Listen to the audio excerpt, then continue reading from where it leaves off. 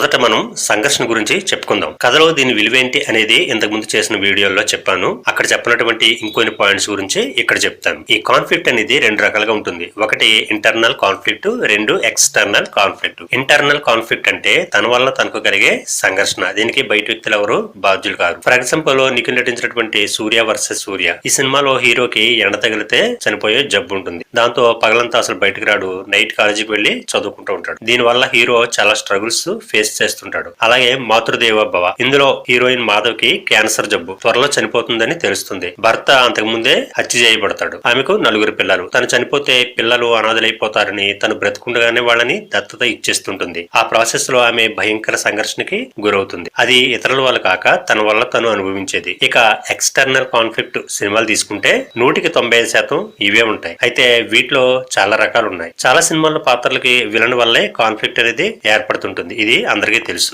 ఉదాహరణలు అక్కర్లేదు. అవి కాక మిగిలినవి తీసుకుంటే ఒక సినిమాలో హీరోయిన్ వల్ల కాన్ఫ్లిక్ట్ వస్తుంది. ఉదాహరణకి RX-100 మూవీ. ఇంకో సినిమాలో హీరో వల్ల హీరోయిన్ కి కాన్ఫ్లిక్ట్ అనేది వస్తుంది. ఉదాహరణకి వెంకటేష్ సౌందర్య నటించినటువంటి పవిత్ర బంధం. ఇందులో పెళ్లి చేసుకుని 1 సంవత్సరం కలిసి ఉందాం, తర్వాత నచ్చితే కంటిన్యూ చేద్దాం, లేదంటే విడిపోదాం అని అగ్రిమెంట్ రాసుకుని పెళ్లాడినటువంటి హీరో సంవత్సరం తర్వాత ఆమెను వదిలేస్తాడు. దాంతో ఆమె విపరీతమైనటువంటి కాన్ఫ్లిక్ట్ కి గురవుతుంది. అలాగే కుటుంబంలోని సభ్యుల వల్ల ఏర్పడే కాన్ఫ్లిక్ట్ ఇంకో రకం. దీనికి ఎగ్జాంపుల్ నీది నాది ఒకటే కదా, బొమ్మరిల్లు, అలవైకుంఠపురం. వీటిలో హీరోలు తండ్రి వల్లే కాన్ఫ్లిక్ట్ కు గురవుతారు. ఇవి కాక జంతువులతో కాన్ఫ్లిక్ట్ కూడా ఉంటుంది. ఇంగ్లీష్ లో వచ్చినటువంటి జురాసిక్ పార్క్, అనకొండ, తెలుగులో నల్లత్రాచు, చిరంజీవి నటించిన మృగరాజు లాంటివి ఈ కోవలకు వస్తాయి. అలాగే నేచర్ వల్ల కాన్ఫ్లిక్ట్. ఇంగ్లీష్ లో సునామీ, తెలుగులో మంచులక్ష్మి గారు నటించినటువంటి గుండెల్ల గోదావరి వంటివి ఈ టైపు. ఇంకా ఏలియన్స్ తో కాన్ఫ్లిక్ట్ ఇండిపెండెన్స్ డే, మెషిన్స్ తో కాన్ఫ్లిక్ట్ రోబో ఎట్సెట్రా. ఒక్కోసారి పాజిటివ్ పర్సన్స్ వల్ల కూడా